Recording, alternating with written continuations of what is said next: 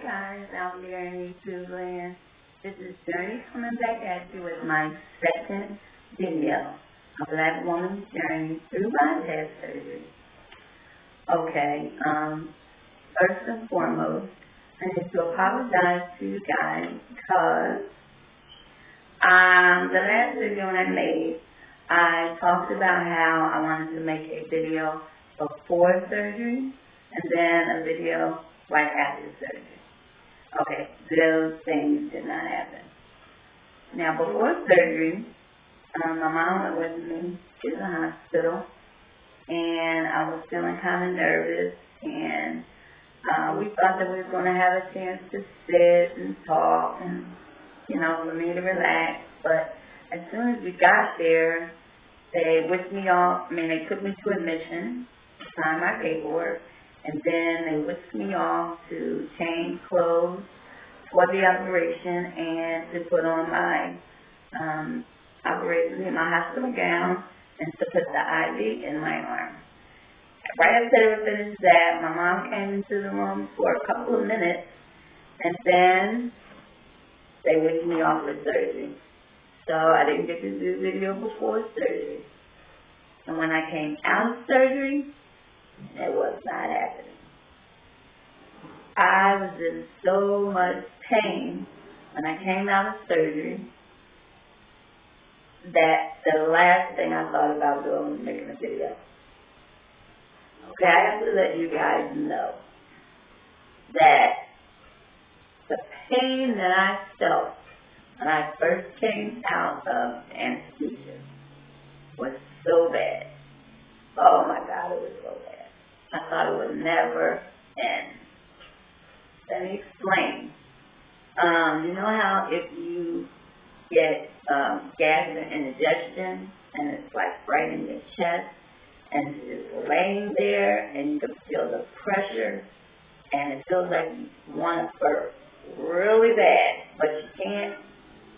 Well, I felt that feeling for a day and a half.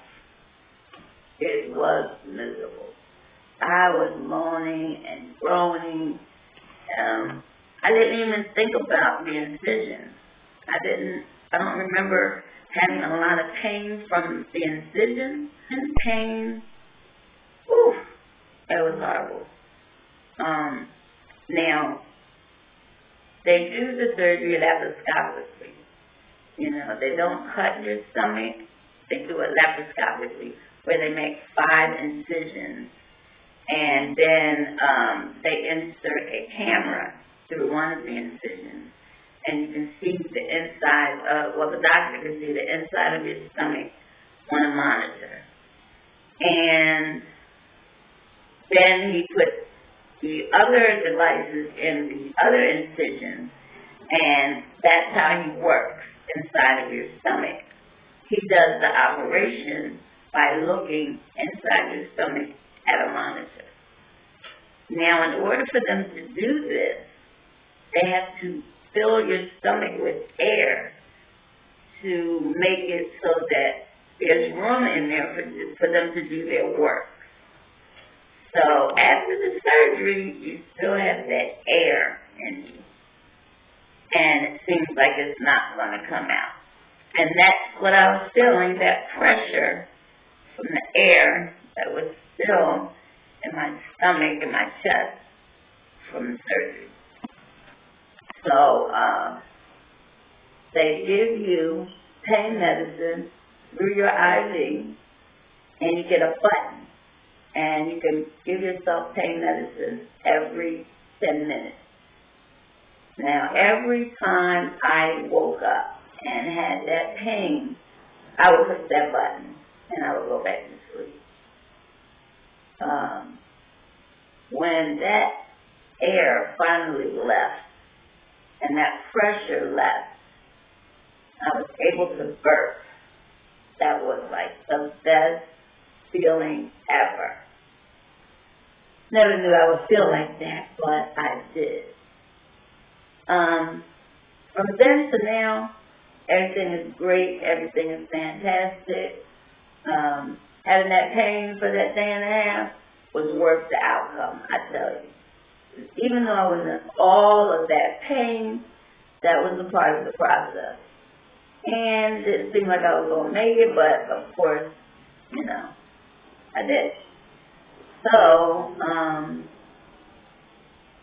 I had my surgery on August 27th, and that was on a Tuesday. And the night before that, on Monday night, they tell you that you can't have anything to eat or drink.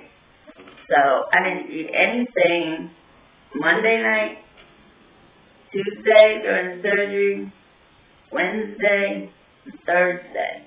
I could not drink anything because you can't swallow. Oh my God, I was so thirsty. Finally, they came in with one of those little teeny cups that they give you if you're going to take cough medicine or something. That's the amount of liquid that you're able to drink at first. And you have to sip it. You can't gulp it.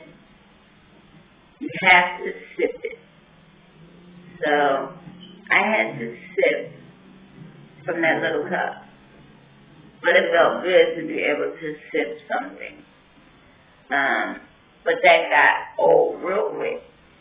And I remember when my surgeon came in, I asked him, can I please have some ice chips? And he told me you can have ice chips under one condition. You can't swallow them.